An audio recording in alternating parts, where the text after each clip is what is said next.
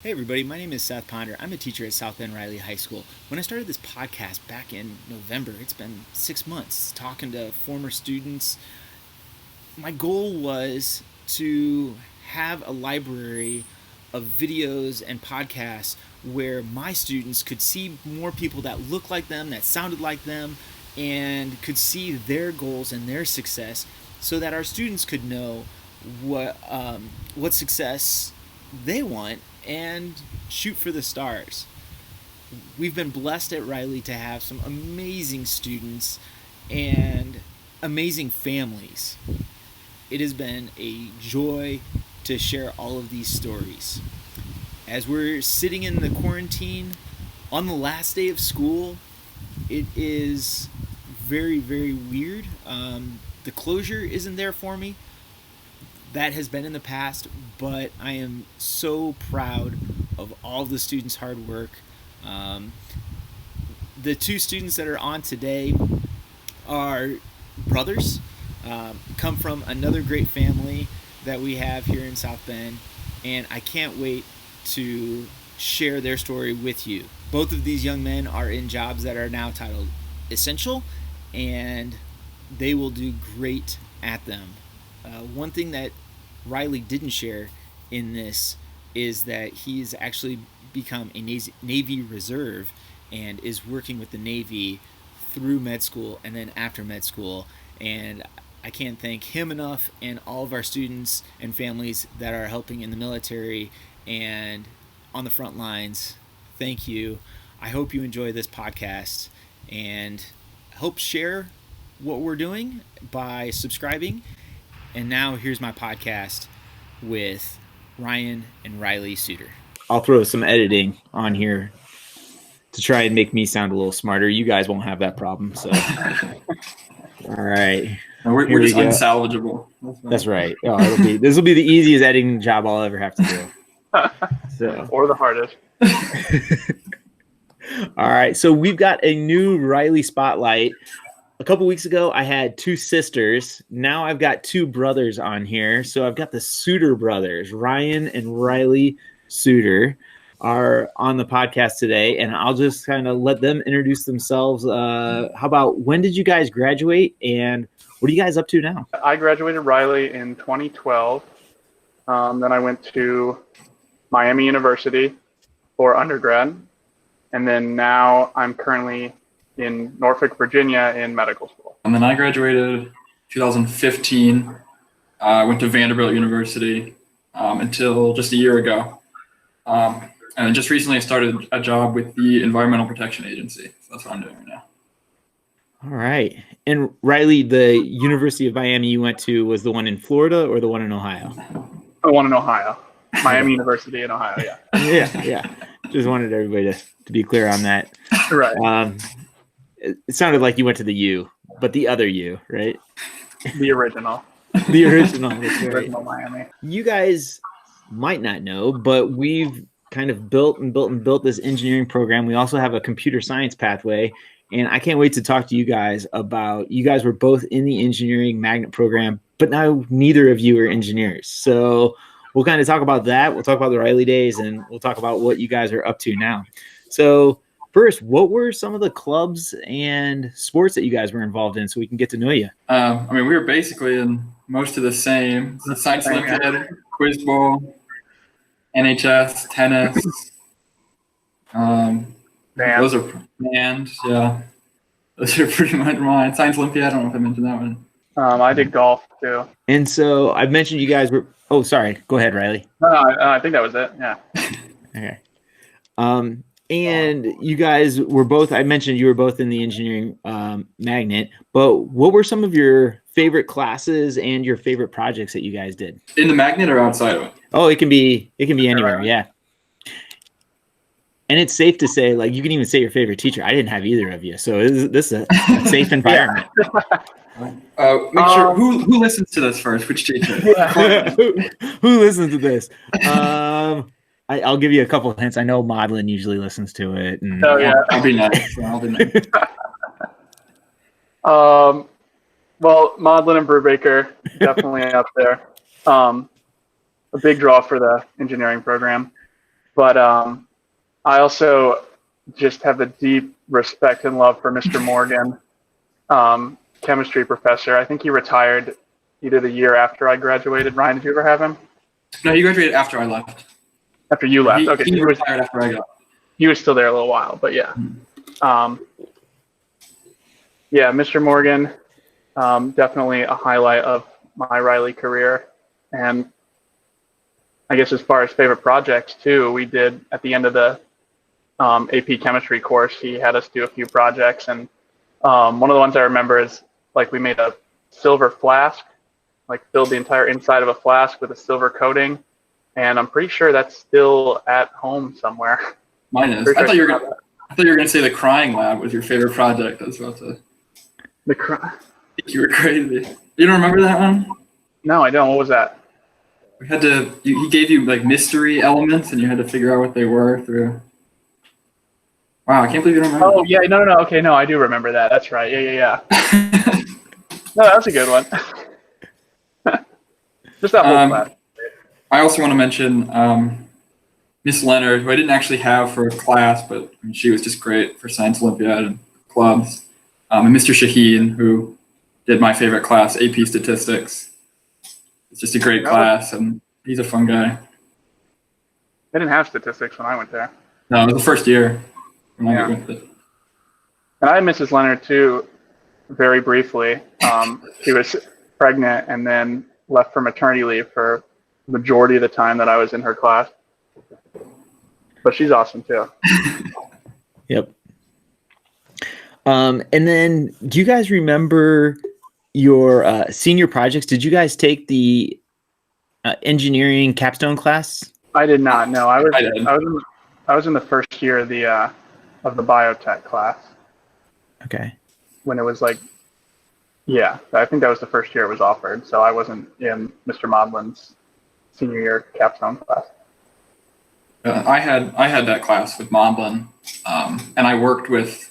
I don't know if you remember Daniel Hauersberger, but he was in the other class. So him and I would just work like digitally, like this. Yeah, and we did something to detect the tennis ball where it hit, if it was in or out.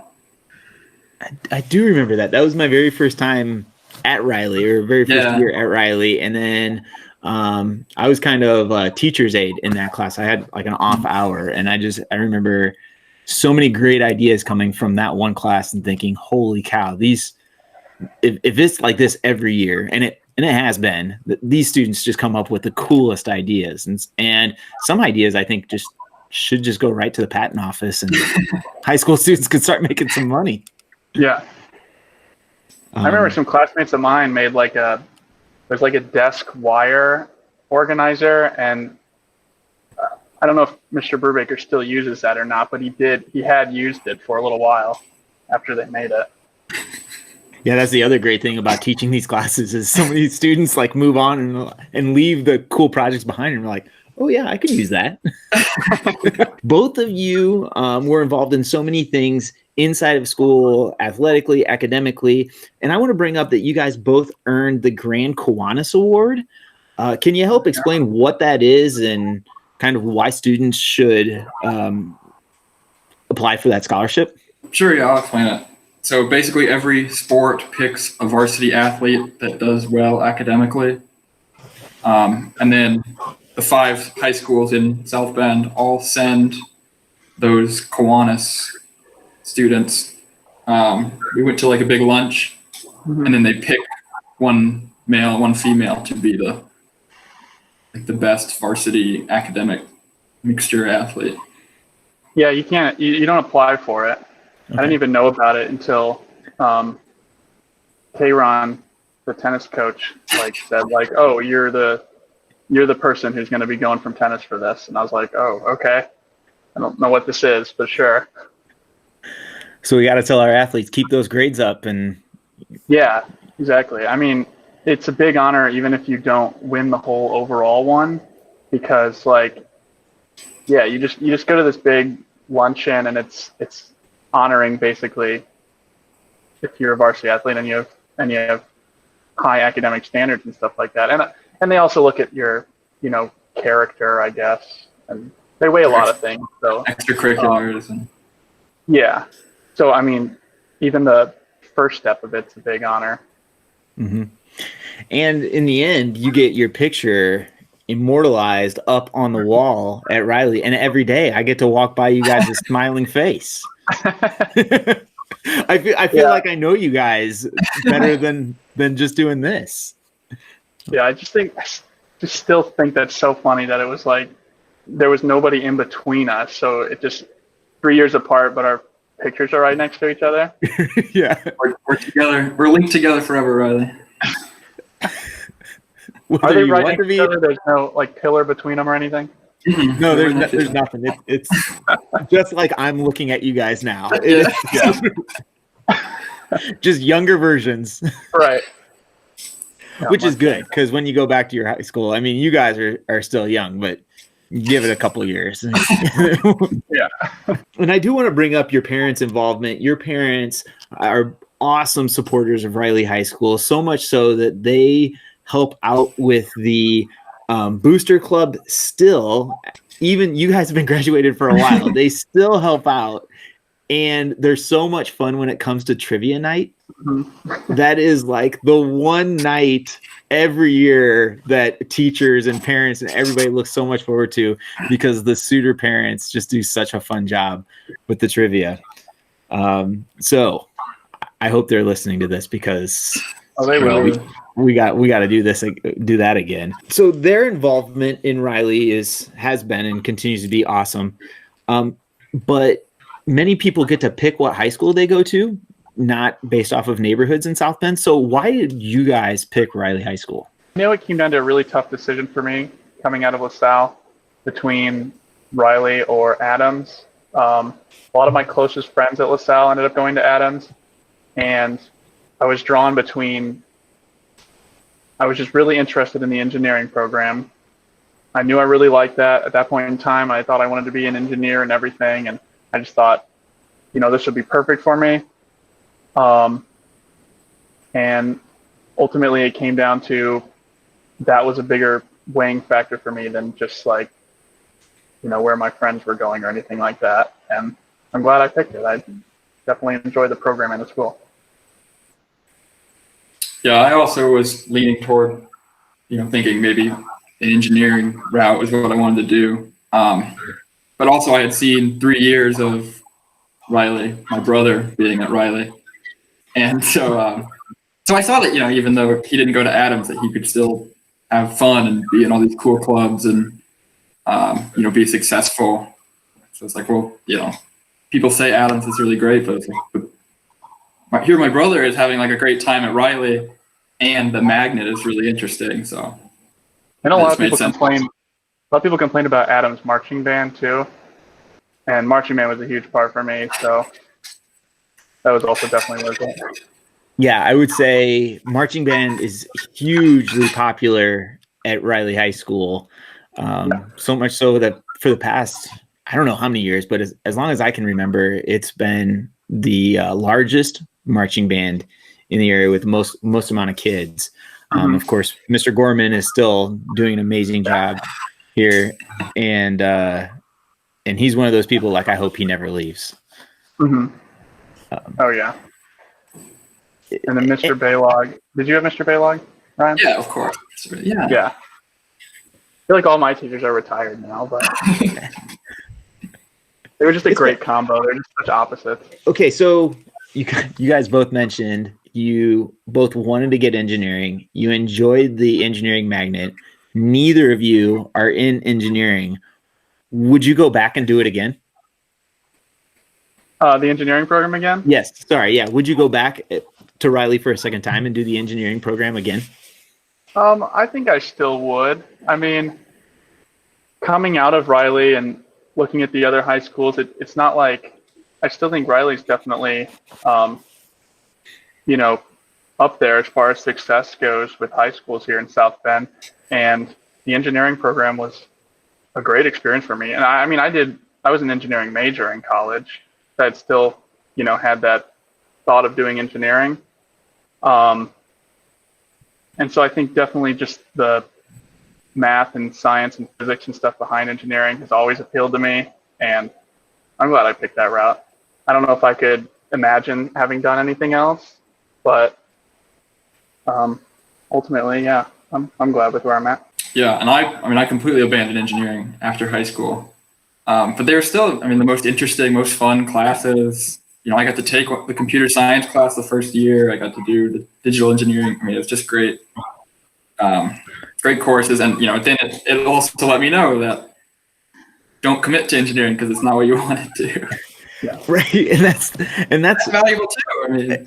So valuable. I tell students that, you know what, you can spend a few years at Riley learning that you love engineering, go into engineering, or realizing that you don't like engineering, still take the tools that you learned, go on to college, go on to military, wherever you're going. But if you stay in engineering, or if you just get into engineering not knowing in college and spend all of that money on college tuition, I encourage students to say, you know what, Mr. Ponder, I'm going to save myself a little bit of time. I'm going to write that tuition check to Mr. Ponder. And I would be happy to take that extra bonus if anybody wants to send it my way. College tuition is not cheap. Right. So. But yeah, I certainly think that even regardless if you're doing engineering or not, kind of the skills and the critical thinking skills that you develop learning and studying engineering is incredibly valuable for many career choices. I know like for medical school, a lot of people come in with biology or chemistry or something majors, and I just think you kind of think differently on certain problems if you have that engineering background, and I found it to be incredibly useful. And Ryan, I'm guessing that statistics class that you mentioned as one of your favorites has encouraged you to get to where you're at. Yeah, I've always been super into math, and so the engineering program is a good, math practice and applying math. And, even though I went and studied economics and math at Vanderbilt and not engineering, it's still applying, the math skills that I gained. I still use math now in my job. I work with money, and so still STEM. Yeah, it's all really still STEM, right? So let's kind of segue into where you guys went after Riley. So you've kind of brought it up, but where did you guys go to college and why? I went to Miami University, which is in Ohio. I only applied to a few schools. I'm not sure why that was, looking back, but originally I didn't want to go to Miami. I wasn't interested, but having seen the campus, I fell in love with the campus. I wanted a school, again, I wanted to continue marching band, so I wanted a school with a large marching band, like an actual program, and Miami offered that. And the class size, honestly, it's a mid-sized college, around 14,000. That was very appealing. It wasn't too small and tight-knit, but it wasn't some massive state school. There's nothing against that. There's definitely a lot of appeals to large schools. I've always thought about what it would have been like if I went to OSU or IU or something like that, a huge school. But I don't know, it was just a lot of little things that drew me toward Miami over some of the other schools I applied to, and I'm very thankful I chose it. And Ryan, so you went to Ohio. Ryan went south to Vanderbilt. Ryan, why'd you pick Vandy? So once I decided that I didn't want to do engineering, I was still lost about what I wanted to do, and I figured that economics would be a good foundation for anything I chose. So I started looking around at schools that had economics programs, good schools with good programs. And I'd never heard of Vanderbilt, some small school in Nashville, Tennessee, a place I've never been. And then kind of similar, I toured it, and they showed what they offered, and just seeing the campus, it was love at first sight. Instantly devoted myself to trying to go there. Applied early and thankfully got in. And I only ended up applying there and also to Miami of Ohio. So I knew that this is where I wanted to be. Yeah, it's one of those things. I've talked to so many college students now and graduates and even myself and my friends, it's funny how when you just walk onto campus and you see it and you're just like, this is where I belong. I've been to both of those campuses. Both of them are beautiful, and I can totally agree with why you guys picked them. I mean, everything from high academic standards to just the great successes and the beauty of both of those campuses. Plus, Vanderbilt's right in Nashville, so that's an easy. Yeah. I know. I was just thinking last year I was at the NFL draft last year because it was in Nashville, and there's 200,000 people in the street. And then this year I was watching from my couch. I haven't seen anybody in a month. It's such a stark difference. What kind of jobs and internships did you guys have to help you get to where you were? So I worked over the summer, just kind of odd jobs. I worked in South Bend one summer for First Source Bank. I did an internship there because I kind of decided that finance route was pretty much what I wanted to do. So I ended up working at First Source Bank, and then just built experience just working on campus and doing jobs like that. Yeah, I mostly did jobs just for like financial reasons, like to make money. But when I decided to go to medical school, I went the classic route and got a medical scribe job, which, pretty much everybody does now before they go to medical school. And yeah, other than that, it was just like jobs for cash. Yeah, and if you don't like doing the medical scribe job, you probably shouldn't go into pre-med or go into med school. Yeah, those are good things to do. Who has been an inspiration or a motivation for you guys to get to where you're at? I mean, both our parents are college educated, and I mean, going to college was not even a question of if, it was where. Like, I think the most support we got from them was definitely during high school, just making sure that we were on top of our academics, but also did other things. And, we were set to go to college. And I think mostly with our mom, it's not that we were inspired by her, but more scared of her. Like, we better work hard or she's going to come down on us. So that's what drove me to be successful is yeah, that's avoiding the wrath. That is called good parenting. That's right. Yeah. We can be friendly to our kids, but also fearing to our kids.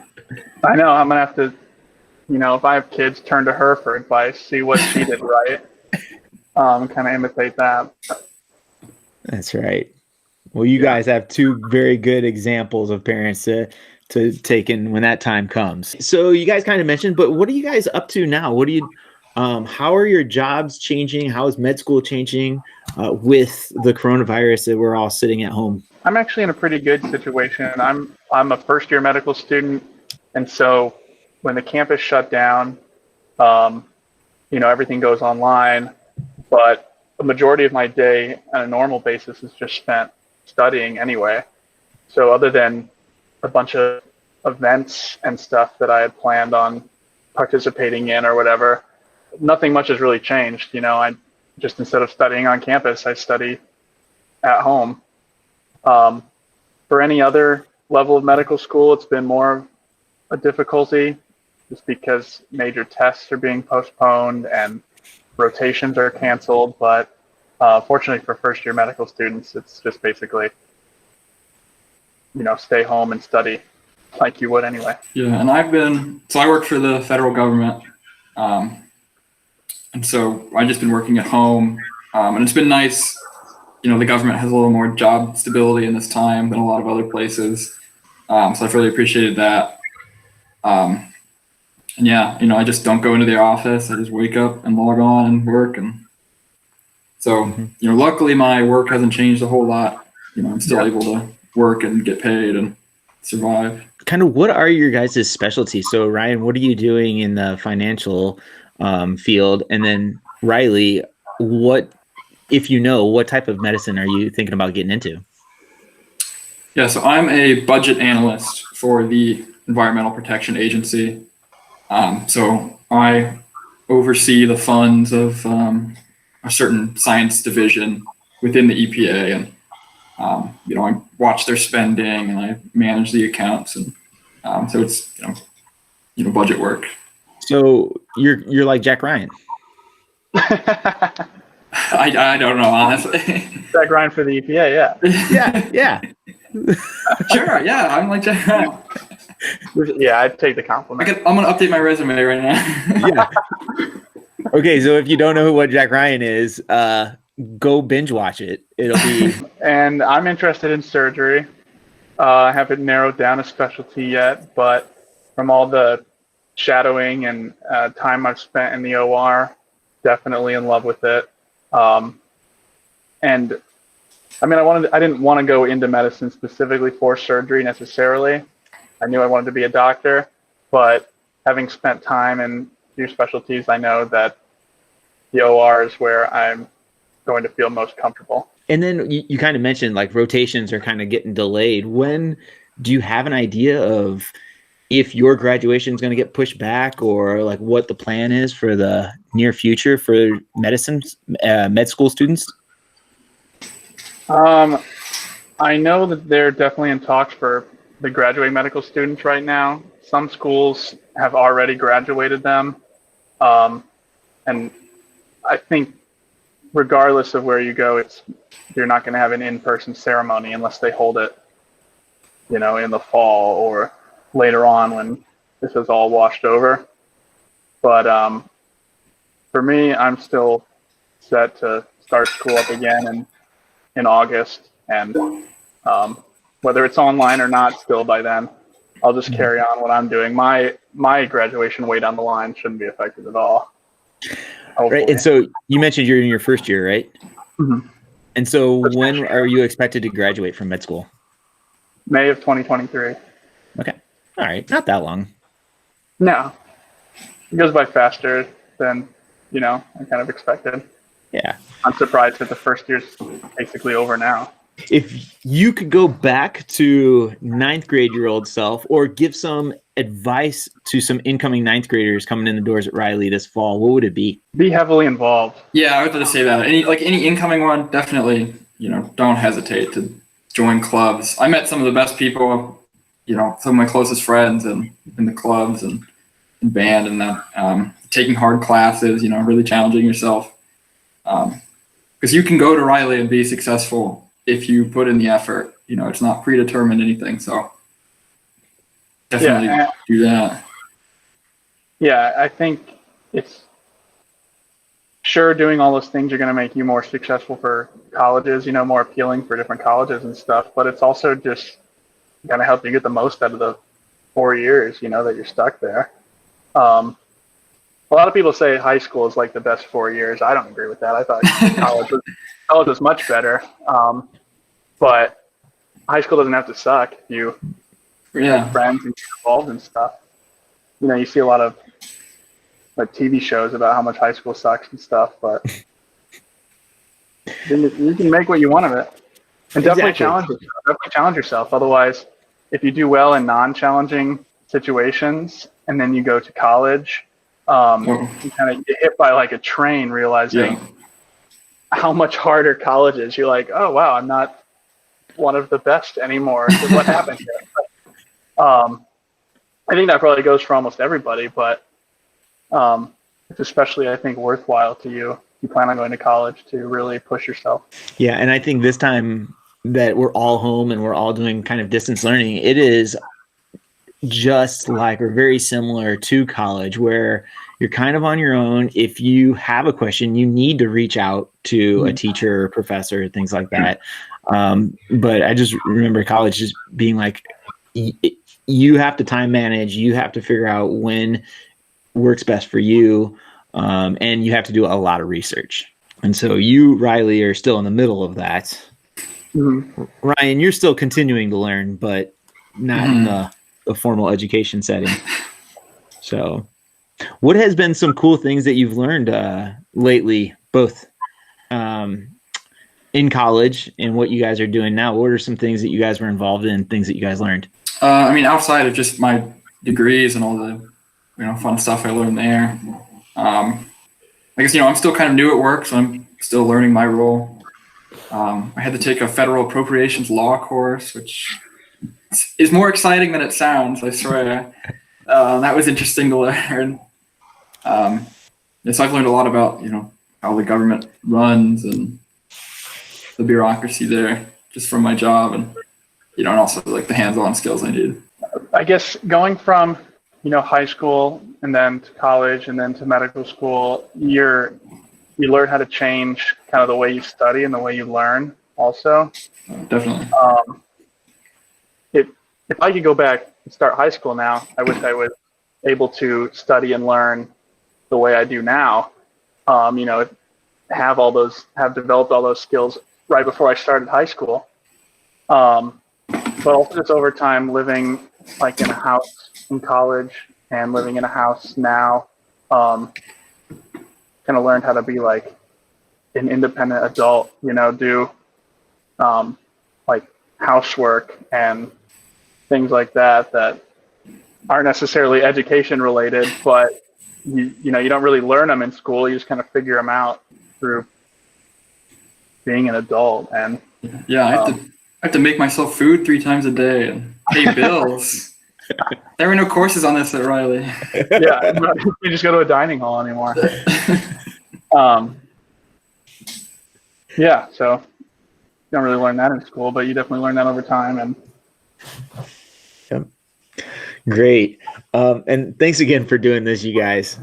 Just kind of in closing, what is your definition of success? I think you can be successful if you're doing what you want to do. You're proud of who you are. You're proud of what you do and what you've become. If, like I consider myself successful that I finally got into medical school, that sort of thing. It's not like anybody else might not be seen as success, but I'm proud of where I am. And I think as long as you're in a situation that you're happy where you are in life, you've been successful so far and plan on continuing that.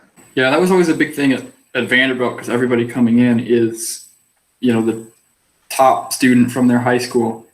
So you can't measure success against everybody else there. They would tell us that, and you really have to ingrain that you're not competing against everybody else. You just got to compete against yourself. And so, I got this job, which, most people at Vanderbilt probably would scoff at. They want to work, on Wall Street.